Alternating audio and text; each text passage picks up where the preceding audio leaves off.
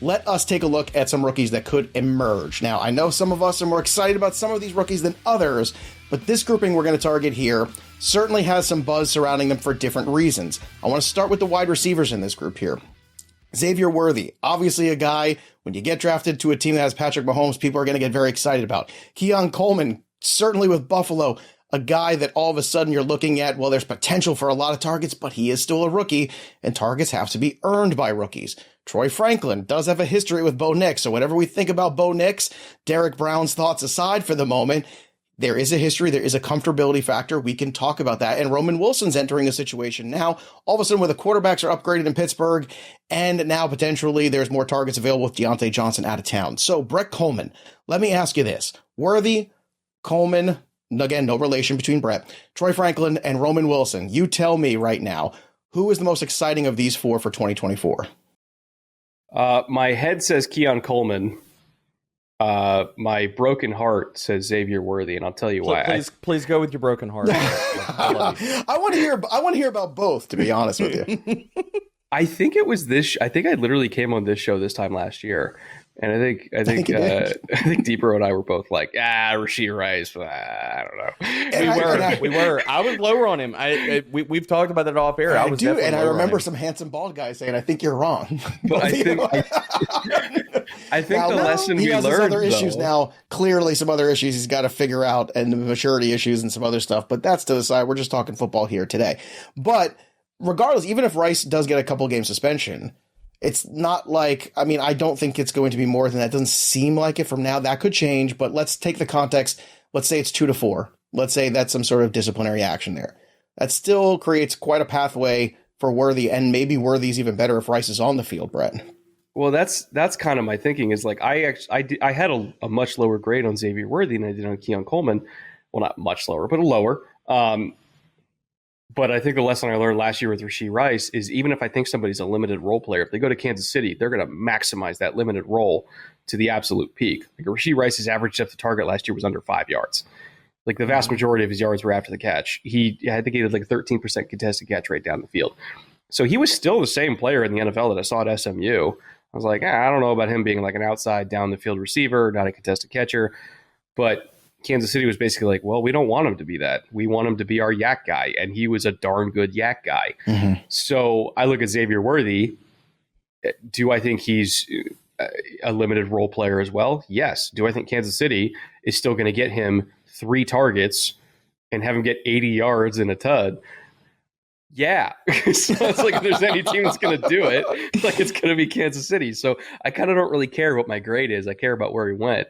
And Kansas City is going to maximize the hell out of him. But what about your head with Keon Coleman? Because I'm sure that's going to be a guy that a lot of people are thinking about, because it's ironic too. Worthy's at 47 right now. Coleman's at 49. So not a lot of space. The only thing in between them, Jamison Williams, ironically enough. But interesting. Wow. Brett, when you're talking about the opportunity to emerge as the number one, Buffalo presents that, whereas that's not present for Worthy. Do you think that there's a scenario you're right where he does claim that role? I think when looking at Keon, they came out and said he's going to be their X receiver. Right. I profiled him more as like a big power slot, but they kind of already had a couple guys that could do that, right? With Kincaid and then Khalil Shakir, hey, Shakir Hive, we finally won.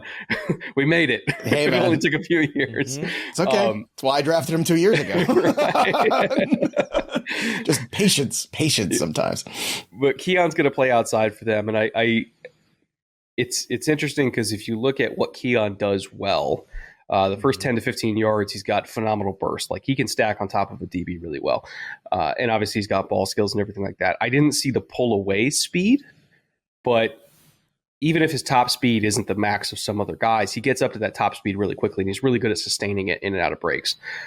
You saw that with the gauntlet drill. Like he was the fastest through the gauntlet, because if we're just talking about something that actually translates to football, which is running side to side, turning your head, catching the ball, running on a straight line, and not slowing down to do it, yeah, that's a football skill. Keon Coleman's got a lot of football skills, even if he doesn't run 40 yards the fastest.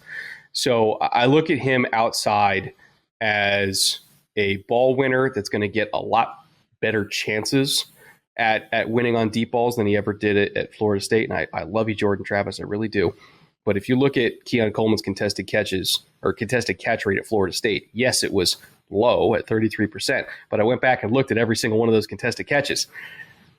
Not a whole lot of those were his fault, or actually a whole lot of those were not his fault is probably the best way to phrase it.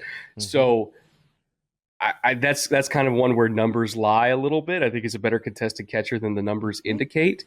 And if you put him in Buffalo with Josh Allen and you profile Kincaid as a big slot, Shakir as a more traditional slot / yak guy, you can kind of see the offense come together.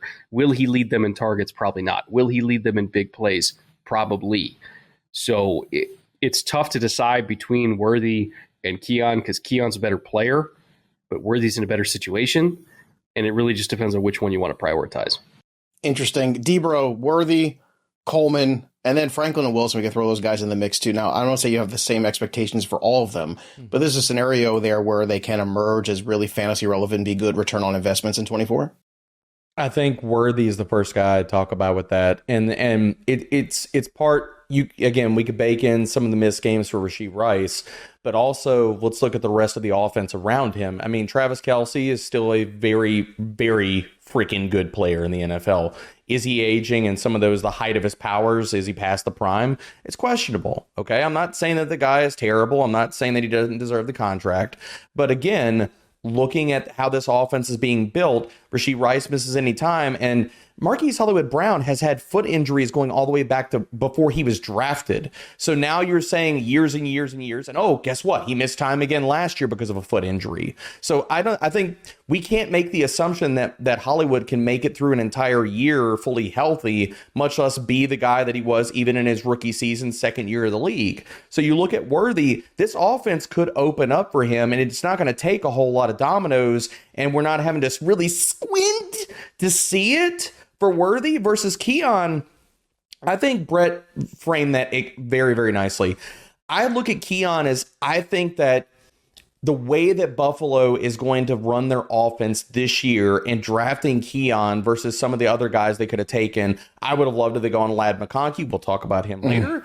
But with Keon, I think he's going to fill a role. I don't think that he's going to be a guy that's going to go out and get a 23, a 25% target share. I think he's going to get anywhere from 15 to 18% in red zone work and fill a role what they need in Buffalo. And if you tell me, okay, who's the player that's going to lead the Buffalo Bills in targets this year? It's going to be emphatically, for me and the way that I view this offense, Dalton Kincaid. I think that they're changing how they want that offense to run. Instead of saying, Josh, drop back and force feed targets all day to one wide receiver. Yeah, find the open guy. No, exactly. You know, Josh, no, drop back and make magic happen and hit whoever's open. Whoever it is. Curtis Samuel, Dalton Kincaid, Shakir streaking down the field. Whoever's open, hit them. And that's all we want out of the offense, because if you could do that, it makes you more dangerous than saying, well, if we shut down Stephon Diggs, where are you going now? Where are we going with MarShawn Lloyd? I know you loved him, Debro, but he did end up in Green Bay. Now, you have an interesting take on this that I want you to share with the world, because you are not enamored necessarily of Josh Jacobs and certainly not of A.J. Dillon. So you think there's a spot where possibly at some point in the season, Lloyd emerges. When would you think that might be, and how soon? I think we could see his role in this offense as a standalone role from week one. And you look at the fit. I don't hate Josh Jacobs, but we have to let's talk about the reality of it. Is that Josh Jacobs, since the high volume season, has not been the same player. Josh Jacobs last season, amongst 49 qualifying running backs, was 41st in explosive run rate, 37th in missed tackles forced, and 44th in yards to contact per attempt. When they last year with the Raiders, Josh Jacobs goes down to injury, and then you put Zamir White back there, it looked like a totally different offense. And then you see all these offensive line metrics and stuff start percolating up because you have a guy back there that is actually breaking tackles. And with Josh Jacobs, I think that the volume has taken a toll on him, and I don't think we're going to see the bounce back. So now you add MarShawn Lloyd into this equation. Tackle breaking is not a freaking problem for that man. He's a Tasmanian devil with tackle breaking. You put the ball in his freaking hands and just watch him make magic. And his role in this offense, I think people are sleeping on it. I think they look at Josh Jacobs as this, he's going to get 15 to 20 touches. He's going to be the Josh Jacobs of old. I don't know if that's ever coming back. So am I investing in MarShawn Lloyd in redraft? Hell yes. Am I especially investing in him in dynasty, where the Green Bay Packers can cut him? And again, the numbers, I don't have the numbers post June 1 in front of me, but they could even cut him next year after 1 year, because that 4-year deal is a puffed up 1-year deal. They can cut him and move on from him. 14th most cap space next year. They would incur a $9.3 million cap hit if they cut him before June 1st. That number falls off the table after June 1st. I think it's like 2 million or 1.6, somewhere around there. They can move on from him after this year. So tell me, I'm just going to state this real fast, Joe. Everybody's looking at the situation for MarShawn Lloyd in the incorrect manner. He is going to be a part of this backfield, and he could be their workhorse next year and play the Aaron Jones role because he has the freaking talent. And if you've watched any clip that LaFleur has put out there talking about MarShawn Lloyd, he's danced around it. He hasn't come out and said it. He's going to be the passing down back in short order. He talked about how he separated himself and what he showed in Mobile. That's all the passing down stuff. He closed practices 2 days in a row, running wheel routes and angle routes and dusting guys in coverage. I think MarShawn Lloyd is being slept on, and I think it's wrong.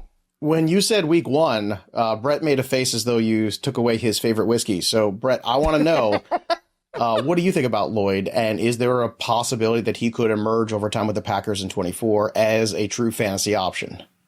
See, it's funny because I actually agree with every word he said. I'm just a coward. And so I was going to say by Halloween. And he was coming up like week 1. I'm like, wow. Oh, so we're settling this in August. No. When I saw how the backfield came together, my immediate thought was, okay, MarShawn Lloyd's going to be the new Aaron Jones, and then they brought in Josh Jacobs to be what A.J. Dillon was supposed to be, as in like the hammer, the short yardage guy, goal line guy. But my immediate thought was MarShawn Lloyd is Aaron Jones, Josh Jacobs is A.J. Dillon, A.J. Dillon is somewhere else. Like that's how I looked at it. But again, I'm a coward, so I wasn't ready to say week 1, but let's go. Here we all right. I found somebody who agrees with me. You're here for it now. Well, I think it's tremendous. All right. Real quick, too. Drake Maye in this grouping of emerging, again, for Superflex leagues this year. And then we're going to move on to the rookies who could really shock the world and really blow up fantasy in 2024. Could Drake Maye emerge as a really viable Superflex option? I know a lot of people are worried about, well, the right spot to develop him, the right weapons around him, all of those things. You've been very high on Drake Maye. So, Brett, give me your take on him in 2024. With the weapons he's got in the system he's in, could he emerge as a viable QB2 in Superflex this year? 100% yes. Absolutely could. You came into the NFL draft, Patriots needed 3 things: a quarterback, a receiver or 2, and a left tackle.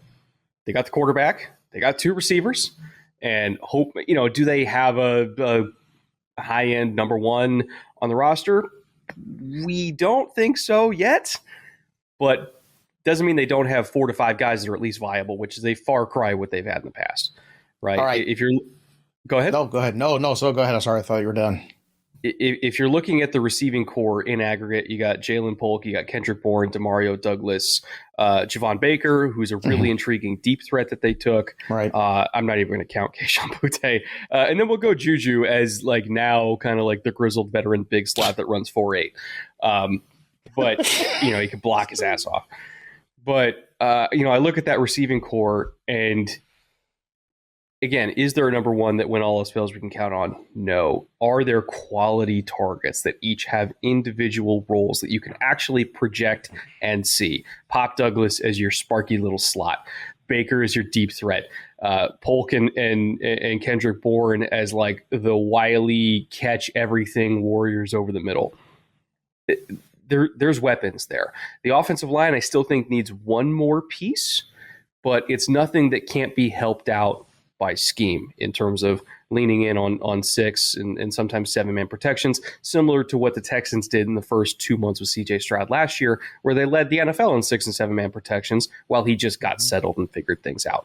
Also keep in mind, once upon a time, still true, the Texans receiving core was made up of 3rd-round picks with Nico Collins and Tank Dell, and they took the cast off Dalton Schultz.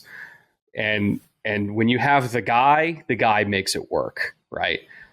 And then, of course, Houston added Stephon Diggs and got even better this year. I think Drake Maye is going to be the guy, and he can make this receiving core work. You just have to make sure that schematically the protection is holding up, which means you leave your running back in a little bit more. That's fine. We could deal with that. I love Drake Maye. I think he's supremely talented. Literally all he has to do is clean up the footwork, and that's it, which is something that, honestly, rookie quarterbacks do all the time. Again, right. I told you when I Josh Allen had to do it. We all know that. I mean, look at his footwork. Josh Allen had to do it. Brock Purdy had to do it. Again, I was talking to Will Hewlett about him, right? And Will Hewlett was coaching Brock from the end of his last college season up to the start of his rookie year. I saw Brock early in the process when he was working with Will at the Shrine Bowl. Nothing. Like, I was like, this kid's not draftable. Like, there's no way, right? But he kept working. He completely retooled his mechanics in about 2 months down in Jacksonville with Will. Obviously, the Niners took him with the last pick. And then not 4 months later, I showed up to the Niners training camp. And that was when Trey Lance was working as the 1. Jimmy was off on the side field. Sudfeld was the number 2. Brock was the number 3, technically number 4. And I swear to God, after the end of the first day of practice, I texted my podcast partner, EJ, and I was like, I don't know who this is, but it's not Brock Purdy. Like, he looks like the best quarterback out here. And then, of course, we saw what Brock did. Yeah. So quarterbacks can retool in one offseason. They do it all the time. I really do think Drake Maye, like the footwork thing, it's not as big a deal as maybe I once would have believed, because I've seen other quarterbacks fix it quickly.